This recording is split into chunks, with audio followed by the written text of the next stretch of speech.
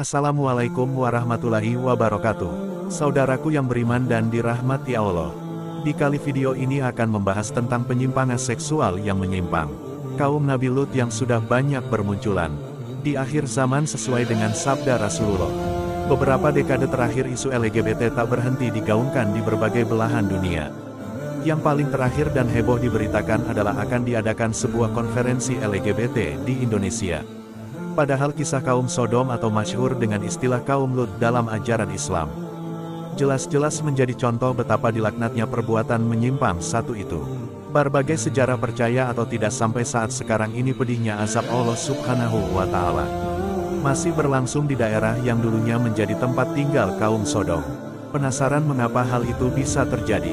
Tonton terus dan simak video ini hingga akhir agar kalian tidak gagal paham dan tersesat. Di berbagai literatur keislaman, kisah tentang kaum Sodom merupakan kisah yang penting untuk dijadikan pelajar. Lantaran disebutkan berkali-kali dalam kitab suci Al-Quran, kisah itu bermula ketika Allah Subhanahu wa Ta'ala mengutus Nabi Lut alaihissalam untuk menyampaikan risalah kebenaran kepada kaumnya yang terjerumus pada perilaku maksiat untuk homoseksual. Boleh dikata selagi buruknya watak kaum Nabi Lut selamat sampai hampir seluruh kaum Nabi Lut melanggar norma-norma moral serta sosial yang telah ditetapkan oleh Allah Subhanahu wa Ta'ala. Beruntungnya sebagai utusan yang telah dibekali banyak keistimewaan, Nabi Lut alaihissalam pernah berhenti mengajak kaumnya untuk bertaubat, akan tetapi seolah perilaku maksiat telah mendarah daging pada diri mereka. Kaum Nabi Lut yang menyimpang itu justru menolak bahkan mengancam sang utusan Allah beserta para pengikutnya. Akibatnya setelah sekian lama Nabi Lut menghadapi kaumnya, dengan penuh kesabaran Allah pun memberinya peringatan kepada beliau jika akan datang azab yang akan melulantahkan kaumnya. Sehari sebelum peristiwa dahsyat itu terjadi, Allah Subhanahu wa Ta'ala memerintahkan Nabi Lut bersama pengikutnya untuk meninggalkan kota itu di malam hari secara diam-diam.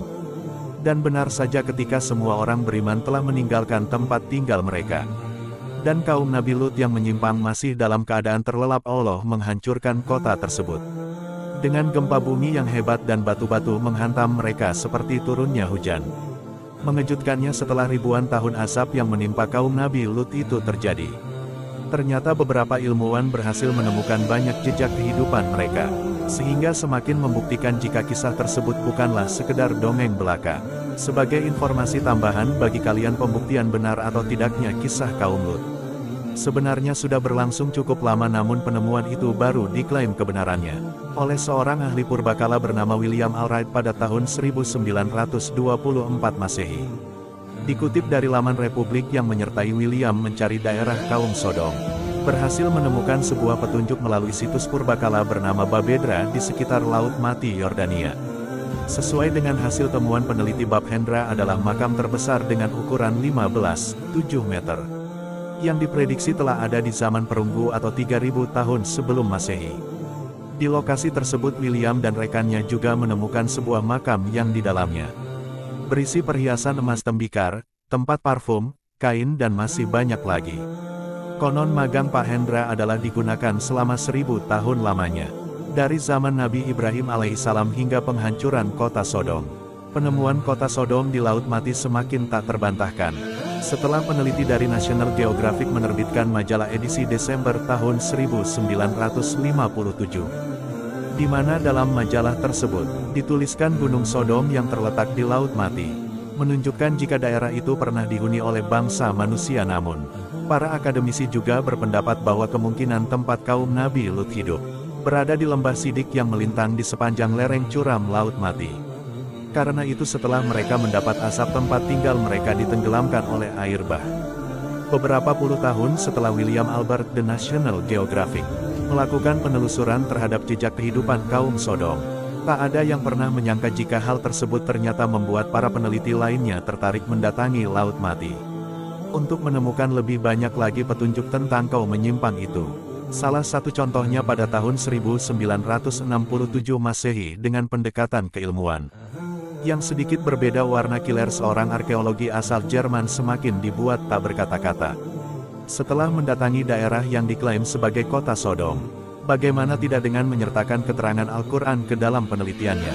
Weather Clear menjelaskan bahwa terima atau tidak jenis retakan yang terlihat di sebagian besar wilayah Laut Mati merupakan jenis retakan yang disebabkan oleh bencana dahsyat seperti gempa bumi, hantaman petir serta letusan lautan api yang bisa saja membuat permukaan tanah bagian atas tergantikan dengan tanah yang dibawa oleh semburan api. Mendengar penemuan para peneliti barusan, mungkin di antara kalian ada yang bertanya, mengapa penelusuran jejak kaum Nabi Lut alaihi salam hanya dilakukan di sekitar Laut Mati? Sebenarnya sebelum ilmuwan meneliti di tempat tersebut, Laut Mati memang sudah menunjukkan beberapa keanehan. Dari kondisi geografisnya, pasalnya berada 422 meter di bawah permukaan laut. Laut Mati adalah daerah paling rendah dibandingkan dengan lautan atau daratan yang ada di bumi. Bahkan meski dikenal sebagai laut, siapa sangka jika Laut Mati merupakan laut paling kering yang ada di dunia. Saking kering, Tempo.com melaporkan bahwa hingga tahun 2015, warga sekitar bisa melihat di depan mata mereka lubang-lubang aneh dengan luas 40 dengan kedalaman mencapai 25 meter.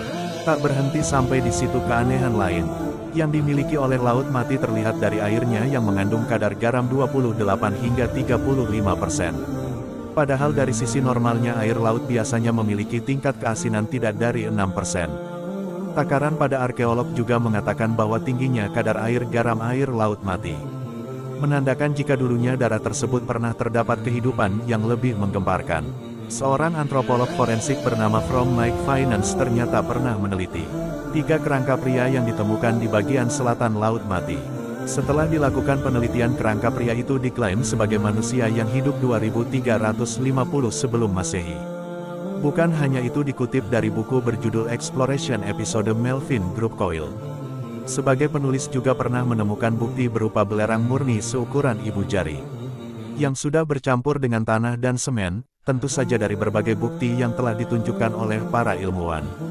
Mulai dari retakan tanah kadar garam yang tinggi, banyaknya lubang-lubang besar, kerangka manusia, dan yang terakhir penemuan belerang. Tak ada salahnya jika kita mengatakan bahwa kota Sodom yang diklaim sebagai tempat kaum LGBT zaman dahulu masih diazab sampai saat ini. Apalagi di salah satu hadis Rasulullah Shallallahu Alaihi Wasallam pernah bersabda, janganlah kalian memasuki daerah umat yang diazab kecuali sambil menangis. Jika kalian tidak bisa menangis, lebih baik jangan memasuki daerahnya.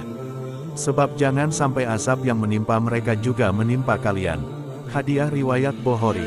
Bersandar pada hadits barusan, memang secara harfiah kaum Nabi Lut berhasil diratakan hanya dalam waktu 1 malam, akan tetapi secara simbolis azab tersebut masih berlangsung, atau mungkin saja akan benar-benar terjadi ketika karakter yang dimiliki oleh kaum Nabi Lut ada pada manusia di saat sekarang ini. Dari beberapa ulasan yang telah kalian simak di sepanjang video ini, penting untuk kalian ingat bahwa salah satu jenis kemaksiatan yang paling pedih, balasannya adalah kemaksiatan yang dilakukan secara terang-terangan.